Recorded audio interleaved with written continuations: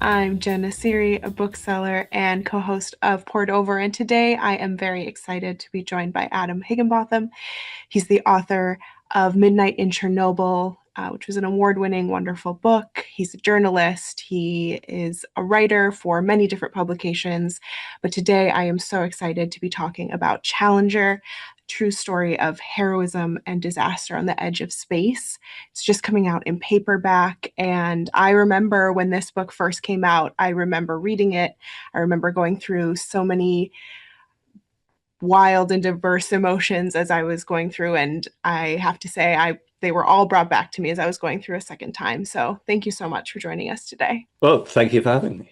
I'd like to start for this interview to talk a little bit about how you started working on this story and how this book came to be, because I think it's very interesting when you have written about so many diverse things. You've written about, any number of, journalistic pursuits, and I wonder how this story came to you.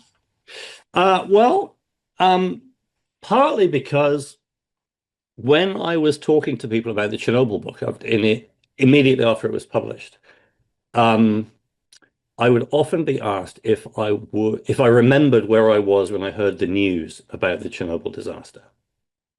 And I always had to admit that I didn't. And I mean, partly because it was totally secret. They covered it up. Mm-hmm. And so it was days before what happened actually, came out in the world. But I think it was also because, I was a child of the Cold War. So I was 17 in the early part of 1986. And I think that, growing up in an atmosphere of nuclear terror meant that one kind of atomic catastrophe or potential catastrophe, more or less, didn't really make that much impact on me. But what I would always say is that I did really clearly remember the Challenger accident, which happened almost exactly 3 months earlier.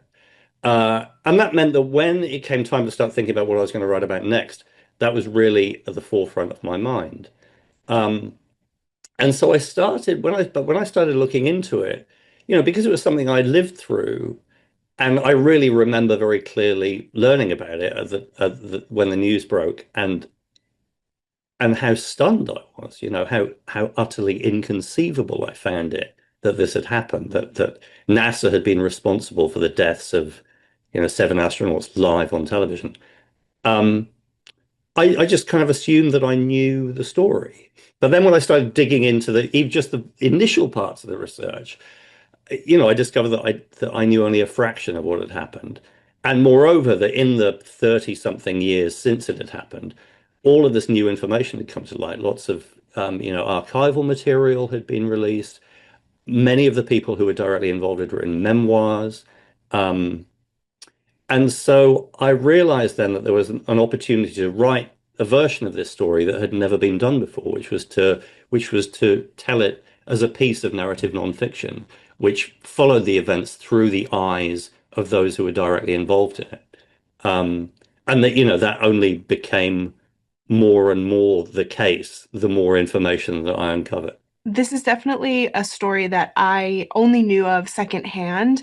And I think by the time I was growing up, there was a very different perception of NASA. I wanted to go to space camp as a kid, but I couldn't because I can't even go on swings without getting motion sick. And I think that's a prerequisite that would preclude me. Yeah. But I had all these, I was so interested in space and didn't know really the truth of what it had taken to get to that point, and didn't know all of the lead up. So going through and seeing about the perception of NASA at the time, how different it was than what I was used to thinking of NASA, and Right. really a pre-shuttle space program was something I wasn't familiar with. So I really had to go in and understand all of the pieces that lead up. And I think that that's a really important piece of this book, is to understand where NASA had been slightly before the shuttle program. Yeah, and also, I mean, that's really one of the reasons that I wanted to write the book in the first place, was because, I realized that in retrospect, the Challenger accident in 1986, and then even more so the Columbia accident, which happened in Mm-hmm. 2003, really overshadowed people's perceptions of the space program as a whole, but especially the space shuttle program. Um, and the reality was that between the first launch in 1981 of the shuttle and then the Challenger accident, you know, they achieved all these amazing things with the shuttle program. And, you know, I again, it's something that I really remember is that when Bruce McCandless took this free flying trip into space using the manned maneuvering unit, which enabled him to be this you know, free flying human satellite in Earth orbit. The picture of him doing that was on the front of every newspaper in the world the following day. And they achieved all the whole series of amazing things. And all of that stuff was kind of forgotten overnight when the Challenger accident happened. And you know, going back to 1981, it was just incredible that they managed to get this thing into space in the first place.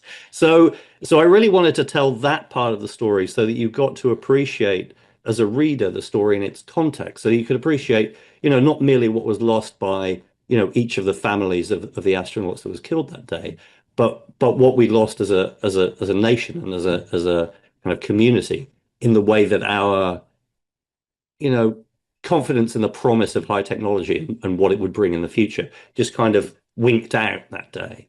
Um, you know, if there was a point in my life at which I could isolate that I stopped thinking that by the time I was in my 30s I'd be bouncing around on the surface of the moon in my own jetpack, you know, it was January the 28th, 1986. Mentioning that space flight, you know, untethered from the shuttle, I now have such a, I mean, when I was a kid, I was very excited by thoughts like that, but now it gives me like true dread to imagine, you know, hearing him talk about the hope to turn around and not face the ship, to like be facing out into space and Oh not yes, being because it able was to just do so it. terrifying. Yeah. I like that's such a visceral thing to imagine. Right, exactly. I wonder if we could talk a little bit about your research process for this book, because I think it is a staggering amount of information that is, you know, relayed to us in a really understandable way. Even for me, who has, you know, no concept of the technical pieces here, there's so much to dig into. And I was doing a lot of Googling to just even, you know, even just images to understand the tiles that they're affixing to the outside of the ship, or, you know, all of these pieces that come together. So I wonder if you could talk a little bit about how you started. Where do you start when you're researching something like this? Um, you know, in retrospect, I think I've been just a colossal idiot in the case in the case of both books that I've written so far. It's like, you know, when I look back on the on writing the Chernobyl book, it's like, wait, there's a load of this book that explains nuclear physics. I mean, the poor guy who taught me physics when I was 14 at school would have a stroke if he learned that I'd written a book that had to explain nuclear. You know, it's like I was his least gifted student, let's put it that way. And then to kind of then I just like blithely began writing a book about what in the end I realized, you know, dwelled in the areas of rocket science. I mean, it's, you know, Yes. it's a masochistic exploit that I didn't really think through before I engaged upon it. Well, you know, I mean, part of the process is in both, actually, to be honest, in both books was synthesis, because the truth is that although a book like this has never really been written about this subject before, you know, there are all of these specialist titles that have been written about it. So, you know, there's a two-part encyclopedia that just tells you the entire technical history of the construction of the space shuttle, how it was conceived. I mean, and I had to basically, even though I was wearing reading glasses, at one point I had to get out a magnifying glass to read the text in this. It's so dense, it's set in such small type, and it's so abstruse and hard to understand. So there's, you know, so there's that. And then there were, you know, and then there were two books that were published in 1987 that were sort of those kind of instant history books written by journalists about what happened. You know, so those, you know, one of them, you know, provided a really detailed blow by blow account of what happened on the day of the launch. Um, that was reported through partly through the author's interviews with people who, you know, many of whom have long since died. So there are a lot of those kind of secondary sources.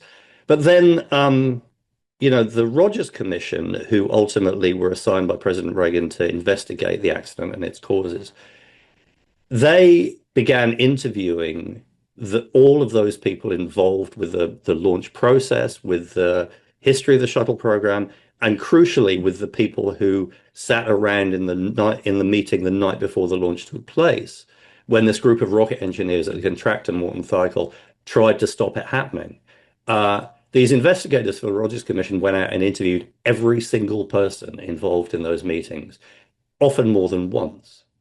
Uh, and all of that stuff, all of those materials gathered by the Rogers Commission, not just the published report, which itself was 5 volumes, but like all of the transcripts of all of those interviews and all the documentation they gathered during the course of that investigation was then gathered together. And the day they published the report, they sent all of that material to the National Archives.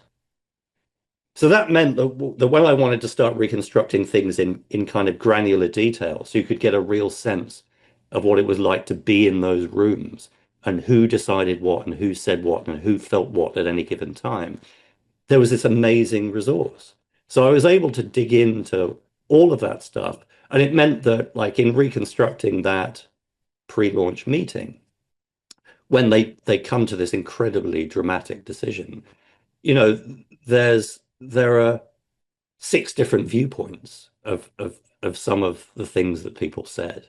And so it meant that there was this amazing opportunity to kind of, to be able to reconstruct things in really vivid detail from the memories of people who'd been interviewed weeks after it actually happened.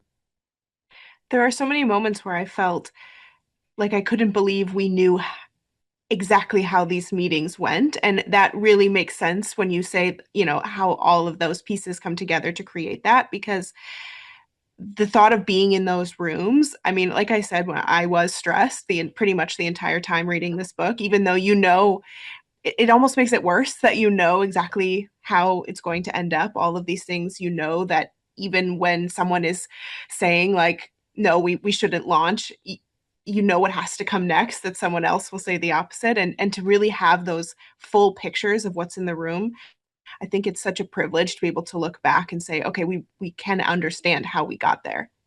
Yeah, I mean, I was astonished. I mean, that was one of the most surprising things that I found out, which was when I was going through those transcripts and I realized, because one of the specialist works about the Challenger accident that is pretty well known is this book by the sociologist Diane Vaughan, who wrote a book that's just called The Challenger Launch Decision, which is a massive book that just dwells on how that decision came to be made. But the sort of the overall thesis of that book, as I read it, is that it was kind of is that it was a failure of corporate communications, of bureaucracy, of the administrative mechanisms that are brought to bear to try and rationalize this sort of decision making. So it's a very, dry academic book, but the way in which it presents the way the decision was made seems kind of weirdly mechanistic and inhuman, right? And what I found when I was going through these transcripts is that actually there's a way in which that decision just came down to a single person sitting in this meeting in front of his corporate bosses.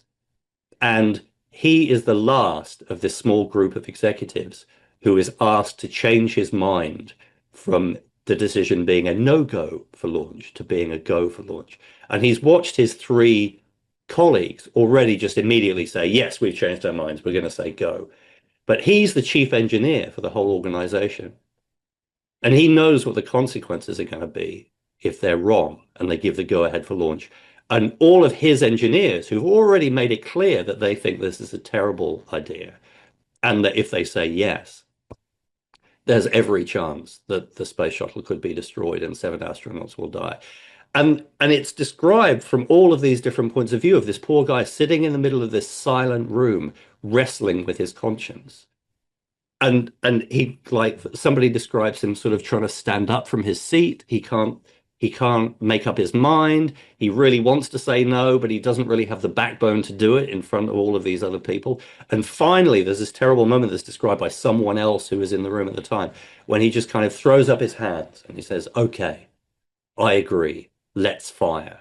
And the fact that this whole catastrophe hinges on the behavior of that one guy and the burden of guilt that he must have carried for the rest of his life, I just found absolutely incredible.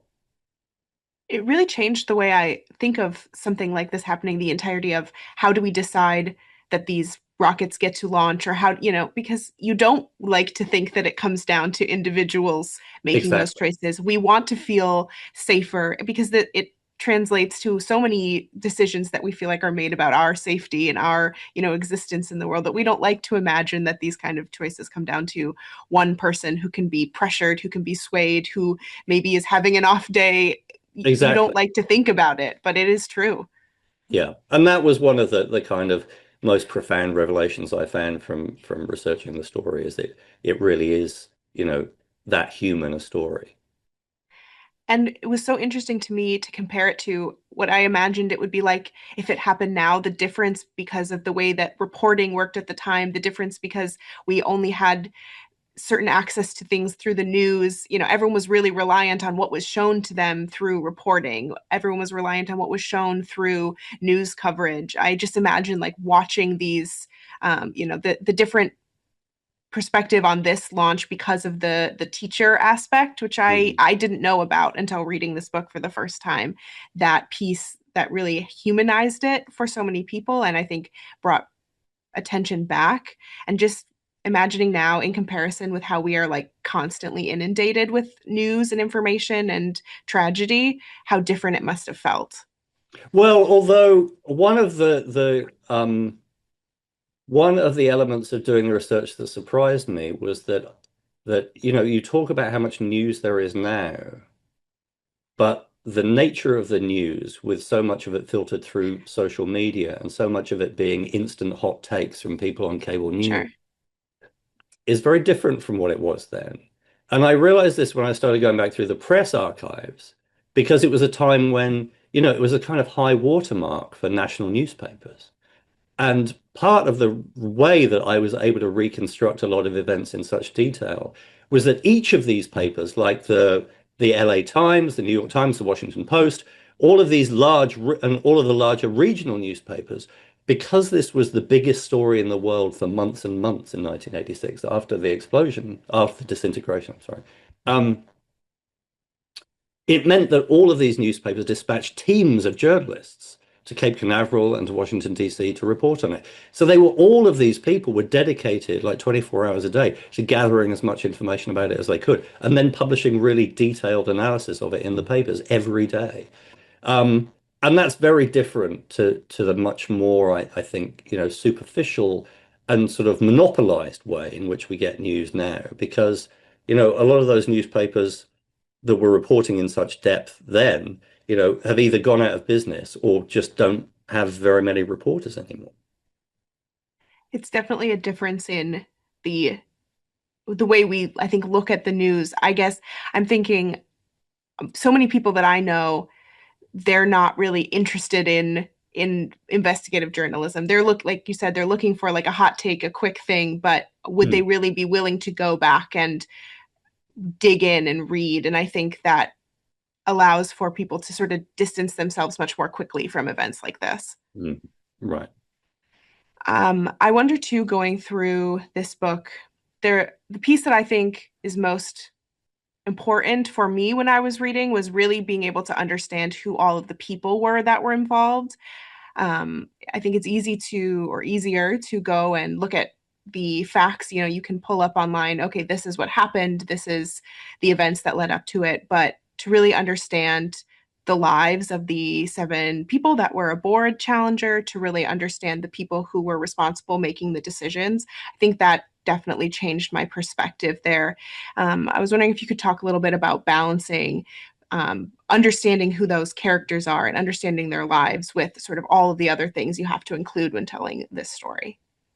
Yeah, I think, I mean, again, that was another thing that convinced me that this was a book worth writing, that I would want to read and that other people would want to read, was that so many versions of the story that have been told since 1986 focus very heavily on Krista McAuliffe, the teacher in space you mentioned, because she was the media focus in the run up to the launch, because she was such a novelty, a citizen in space, a high school teacher, being turned into an astronaut almost overnight.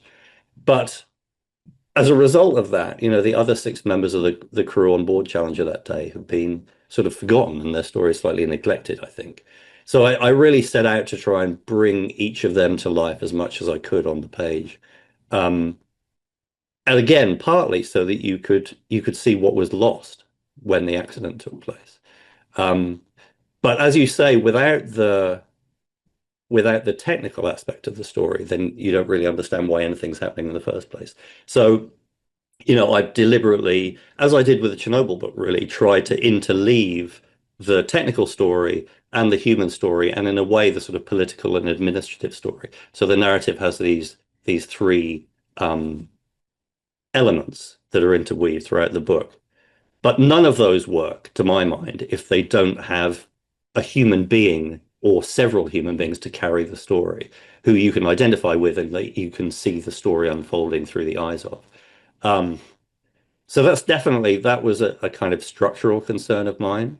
Um, but it meant that I had to think quite carefully about the way those human stories are told, because you really want to be able to as a reader, you don't want to be completely omniscient, right? I mean, in a way, narratively, it's strange enough that you're reading a book about something where you think you know what happens in the end, right? So you'd imagine that there's no tension in it at all.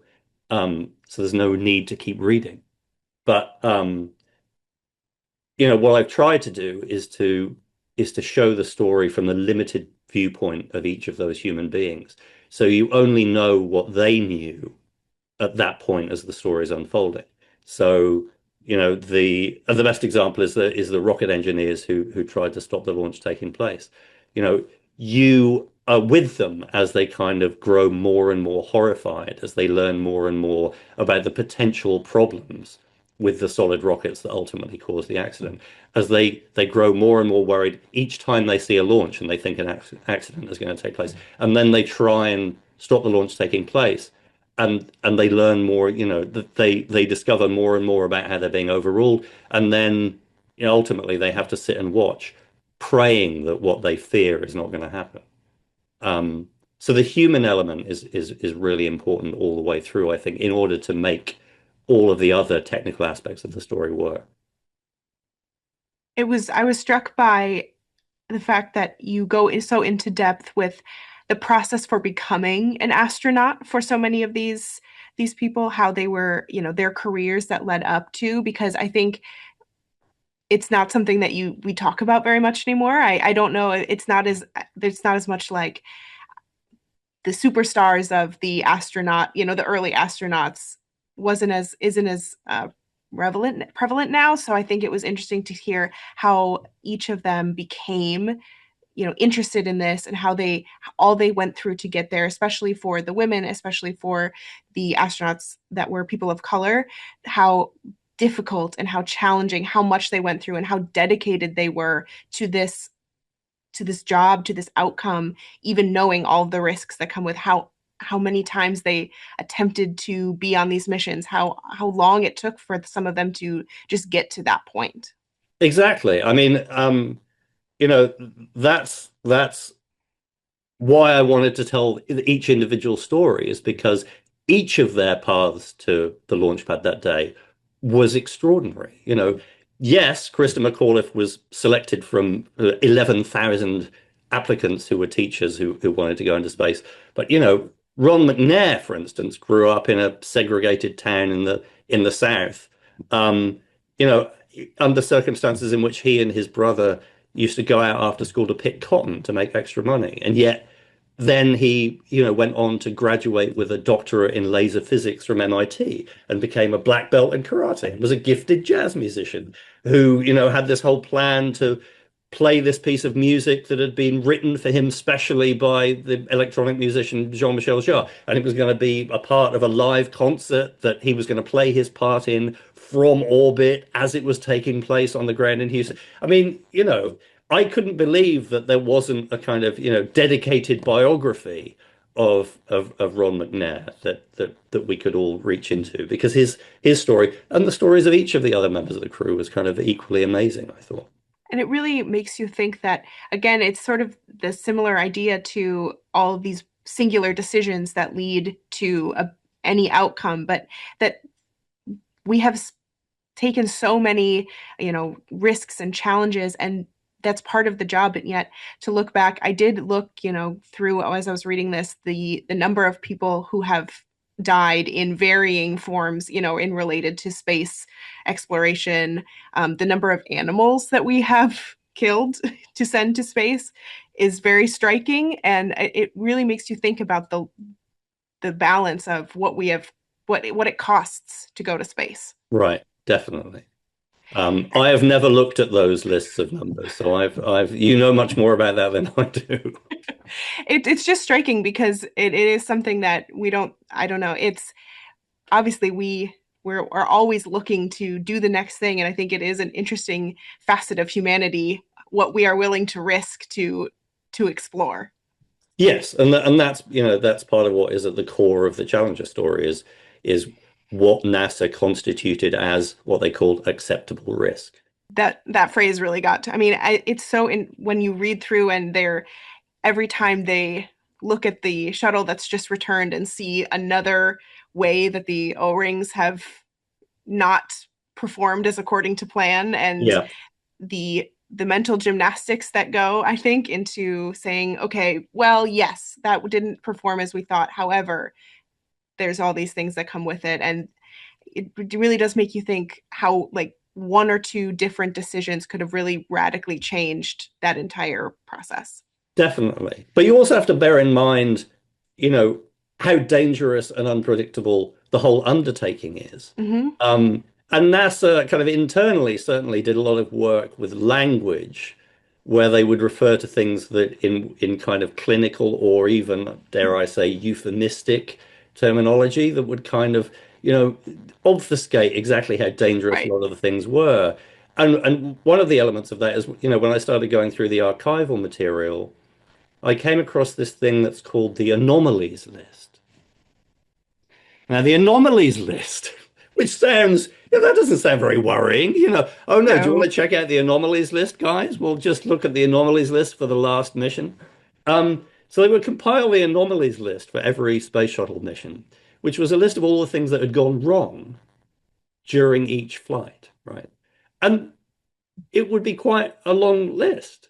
And so what I realized, what I discovered pretty quickly was that yes, there were these very concerning problems with the O-ring seals in the solid rockets that ultimately caused this disaster.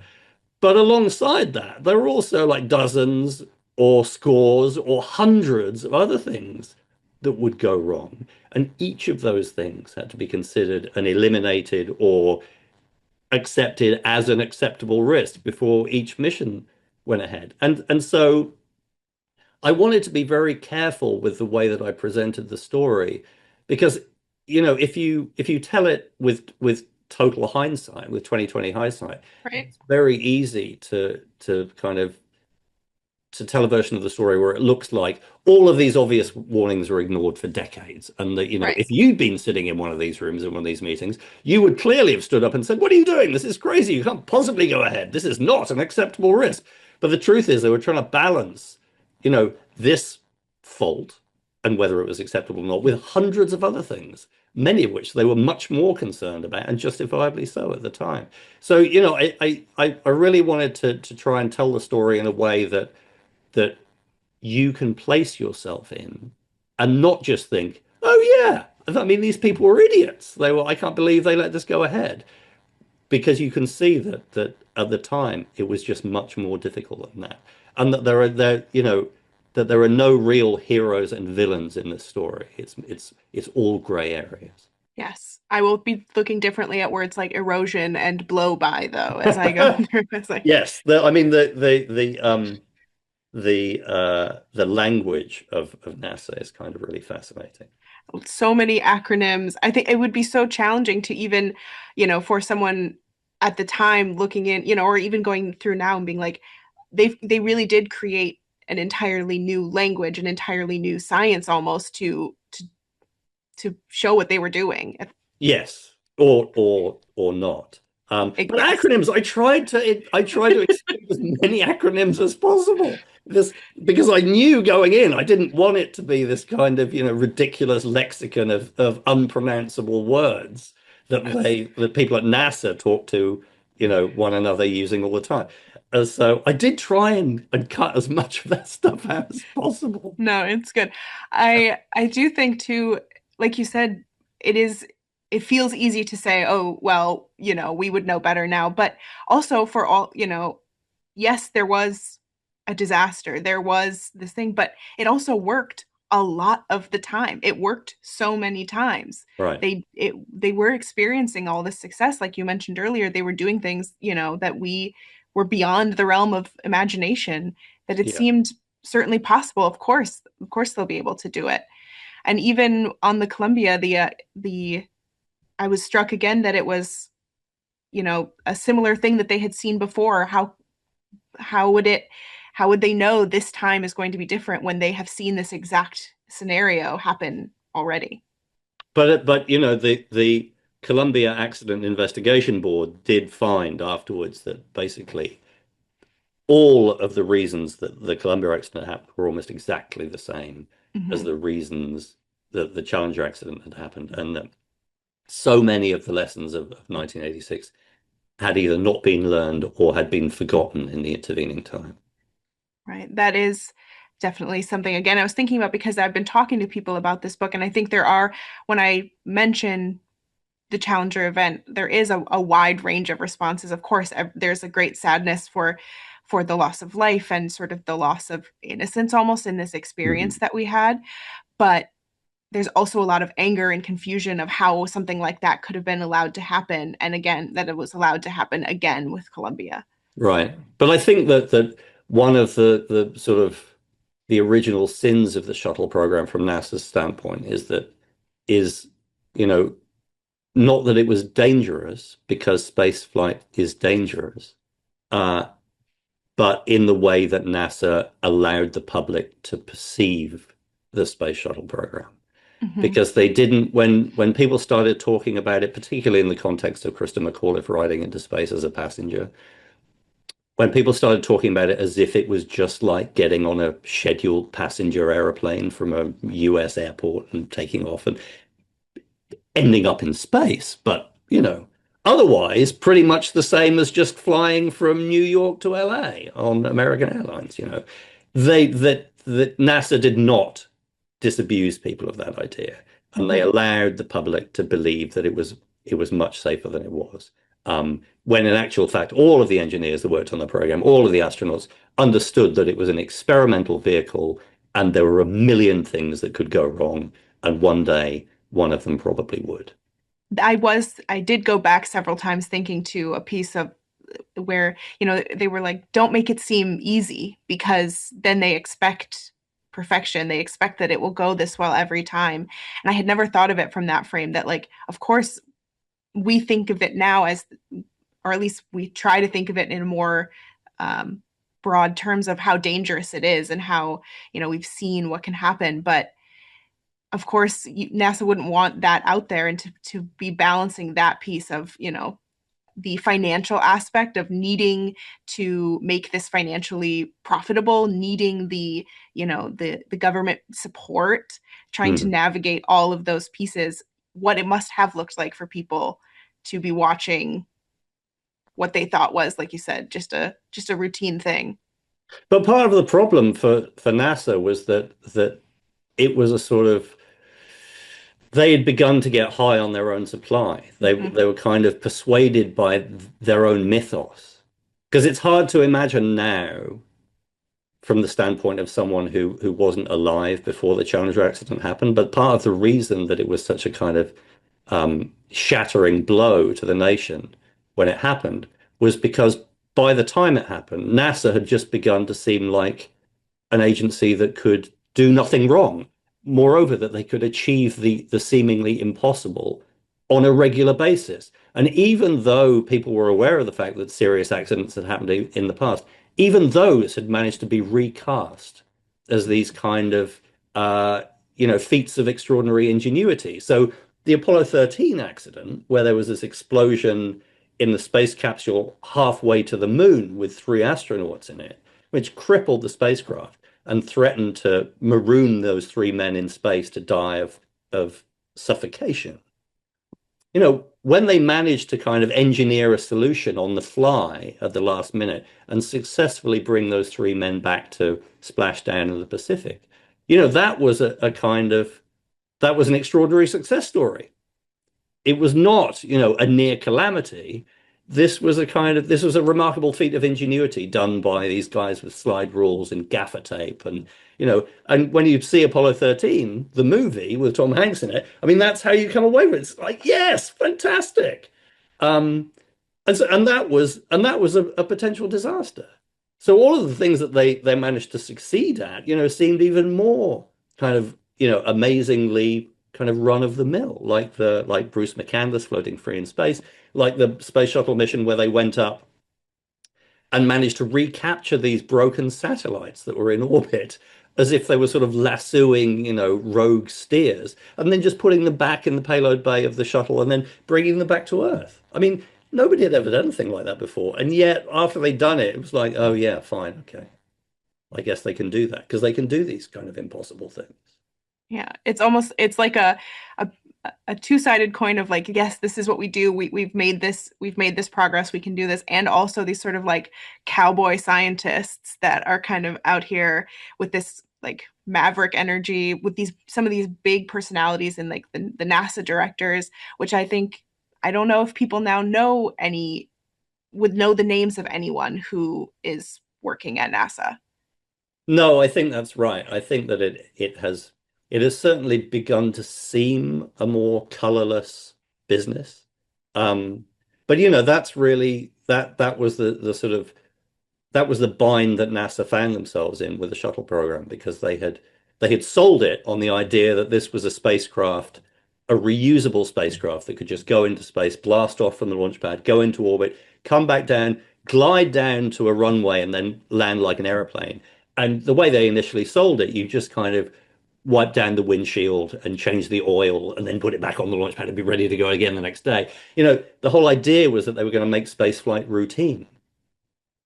And that was great as a concept, but that ran against their sort of public relations uh, element of what they were doing because they needed to make one audacious technological leap after another, as far as they were concerned, in order to keep the public engaged and excited. And when they began to make space travel look like it was just like getting on an aeroplane, then people lost interest. Which is so baffling for me to think about, but I can recognize how that would be the case. I think again, it is hard to look back in hindsight and to imagine what it would be like. I think for me, the part that I can't get over from this book and that I've been trying to explain to people is the tiles. I know that's like maybe a boring detail, but the Oh way no, that not they at had all. to the way that they had to fit these heat resistant tiles to the outside of the shuttle and all that it took to get there and just imagining the sheer numbers when you're saying okay, we have 10,000 left, we have 13,000 left, and how they'd have to take them off and put them back on. I that to me was so mind-boggling to imagine that this feels like a reusable, sustainable craft. Yeah, which of course it wasn't really. Right. I mean, yeah, I did. I spent an awfully long time speaking to one of the guys whose job it was to glue those tiles on, all 31,000 of them. And him explaining how they developed these weird sort of testing rigs to kind of find out whether they were glued on firmly enough to not come off on the way to orbit. Um, and I did find it fascinating. The part of that story that's in the book, I had to I spent weeks like reading about this stuff and talking to people about it, and then eventually kind of cooking it down to there's probably still a bit too much of it. But I found it absolutely insane that every one of these tiles was unique and every one of them had to be glued on by hand. Yeah, it just that part of it just seemed crazy to me. I think that is the science piece that is so interesting of like these are like the top minds doing the most incredible science. They're all this like ingenuity, but yet some of the biggest pieces come down to things like hand gluing on tiles or like a balsa wood model. And it just is, that's how big and small this stuff all is that yes, it's some of the biggest science in the world, but it is again these individual people coming up with Yeah. these incredible ideas. and within those, and within all of the people that I interviewed for the book, every one of them had a kind of equally incredible and fascinating story.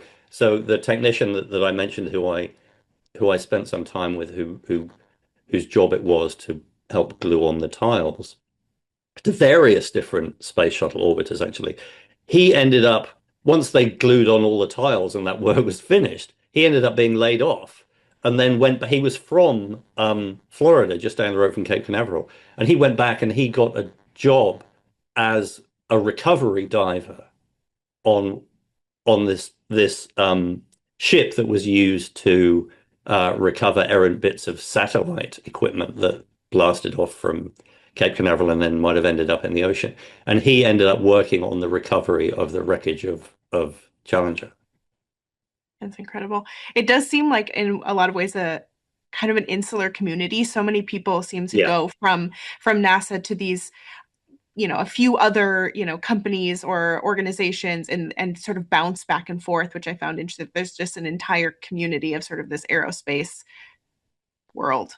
It's a very small world, which is one of the reasons the Challenger accident, was such a blow Mhm. to NASA, is because everybody knew everybody else. Yes. Is there any piece of research, and we've touched on a few things that obviously we found very interesting, but is there any like one piece of research or one fact that really changed the way you looked at the entire story as you wrote it? Oh, definitely. So, I mentioned that it was important to me to humanize the technical thread of the story. Hmm. And so I knew that I wanted to do that when I was initially outlining what I thought the narrative of the story would be. Um, so there's this handful of rocket engineers at Morton Thiokol who tried to stop the launch taking place the night before it actually took off.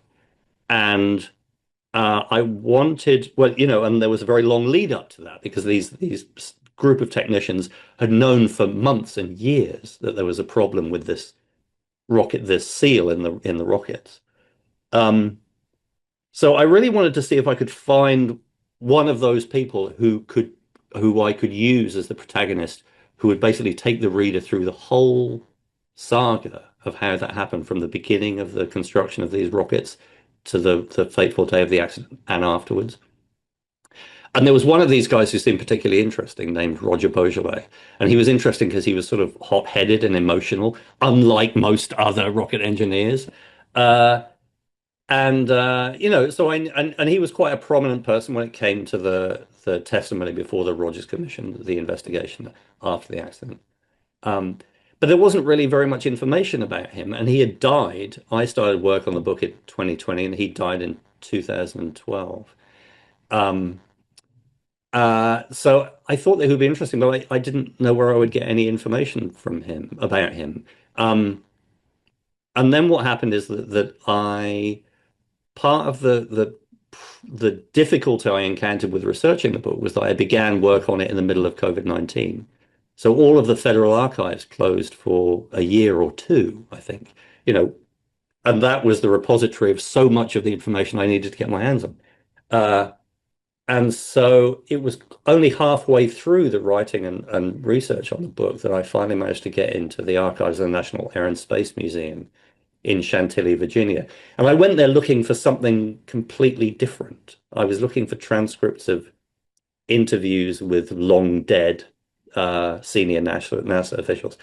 And I went down and I found these transcripts and I looked at them and I booked in there for 2 days because at that time you had to make a reservation in advance. And I was done with looking for these transcripts, within the first day. But there were two big boxes of material that contained the transcripts. Uh, and so I just thought, oh well, I'm done now. But at that point, I was looking at all the rest of this material, and I could hear the voice of Robert Caro in the back of my head saying, "Turn every page." Uh, and so I thought, oh God, well, I'm here now. I just better make sure I get. I don't know what the rest of this stuff is. Um, but I slowly went through every single document, every envelope of papers, and then I finally came across at the end of one box, I found this padded envelope that had a CD in it. Uh, and this all of this stuff had been created in the 1980s and 1990s. And there wasn't any indication of what the CD was, so I took it to the archivist and I said, "Look, I'm sure that whatever is on here is probably unrecoverable, and if it is, like you won't be able to read it with software we have now. But do you mind having a look at it?" And she said that she'd just give it to the IT people and they'd give it a go. And I went off and got a sandwich from the museum shop and came back half an hour later and said, I don't suppose you had any luck with that CD, did you? And she said, "Oh, yeah, no, it's go and have a look at the computer at the end of the room." And I sat down and it was a 600-page memoir that Roger Beaujolais had written before he died, but had never been published. Um, and so that enabled me. He described, and he had been a pack rat, and he had kept every single document pertaining to his career and Morton Thiokol, all the documents from the meetings, all of the history of the solid rocket, everything. But most importantly, it contained his reaction and his thoughts at every stage of the process. And so that just transformed the story. I was able to tell the story of the solid rockets through the eyes of this, weirdly tempestuous, um, and quite gifted rocket engineer. Thank you, Roger, is what we're saying, I think, on that. Yes. And thank you, Adam, for writing this book, for telling the story of all of these people, and for giving us a different perspective on this historical event. And I think I'm very excited for Challenger to be out in paperback and for more people to be able to come to it. So thank you so much Thank for you. joining us today. Thank you for having me. Hello, readers. It's time for another TBR Top Off. We're going to recommend a couple of fantastic books to pick up when you stop in for your copy of Challenger. I'm Mark at my Barnes & Noble store in Cincinnati, but I'm going to have my book buddy Donald in Detroit kick us off. Hello, Donald. How are you, and what do you got for us? Hey, Mark. Hey, everybody. So, Challenger was just one of those phenomenal books that came out a couple years ago in hardcover, and now it's going to be out in paperback. It's one of our monthly picks. We're so proud to be able to get that into more people's hands. But as we have those conversations, we have some other books that we want to recommend. And so for this one, I picked Douglas Brinkley's American Moonshot. This is a vivid and enthralling chronicle of one of the most thrilling, hopeful, and turbulent eras in our nation's history. And Brinkley takes, this homage to science, ingenuity, human creativity, and the boundless American spirit, and just creates this wonderfully narrative-driven, people-driven story about the space race. But one of the things that I thought would be better than me just talking about it is there's a quote from John F. Kennedy about what was going on at the time. So I'm going to read that for everybody. I quote, "We chose to go to the moon in this decade and do the other things, not because they are easy, but because they are hard. Because that goal will serve to organize and measure the best of our energies and skills. Because the challenge is one that we are willing to accept and we are unwilling to postpone, and one we intend to win." And end quote. And the reason why I thought it was important to say that was I think that resonates with so many things that we as humans, as Americans, as all over the world, the things that we deal with on a constant basis. And I think that quote really speaks to a lot of things that we're dealing with in the world today. So I think that we learn a lot from history. Sometimes we ignore history, but I think that in the case of this book, American Moonshot, it really takes us back to that point where we were going beyond our own planet. And that's a huge thing. And I think Challenger is the same kind of book. We still deal with these same issues that we have with humanity on this larger space scale. So, again, that was American Moonshot by Douglas Brinkley. Mark, what do you have for us? Nice pick. I like that idea of a writer like Brinkley kind of tying in those sort of the good values that drive us into technological advances.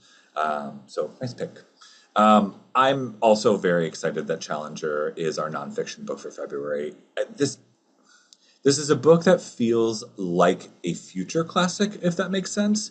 It just has the sort of perfect balance of smart and fascinating science writing with very potent American history. It's taking a look at a very specific time and treating it with the utmost respect. I think this is a book that's just really going to be on people's shelves for decades to come. So pick up your paperback copy soon because it is fantastic. But it did also make me think of a book that has hit that mark for the past several decades, and that is The Right Stuff by Mr. Tom Wolfe. This is a 1979 classic. It shines an honest and caring spotlight on what it takes to be an astronaut and an American hero.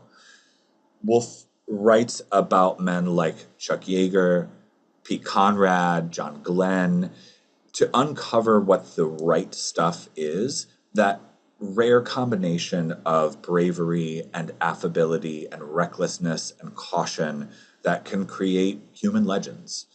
He also finds the right stuff in the women who stand by these men's sides from millions of miles away. This is a book that certainly prompted the Oscar-winning film back in the 80s, but is one that is a seminal work on space and what it means to look at the human aspect of that. The book is insightful, adventurous, and it just continues to inspire. So check out The Right Stuff by Tom Wolfe and American Moonshot by Douglas Brinkley. But guess what, everybody? That's all we have for today. Thanks so much for tuning in to Poured Over. Please make sure to give us a rating and subscribe so you don't miss any episodes. You can also follow us on our socials at Barnes & Noble. Pretty simple. You can follow my store at BN Westchester. Donald, where can we find you? You can follow my store at BN Livonia. All right, everybody. Thanks for tuning in. Happy reading. Bye. Thank you for listening. Poured Over is a Barnes & Noble production. To help other readers find us, please rate and review the show wherever you listen to podcasts.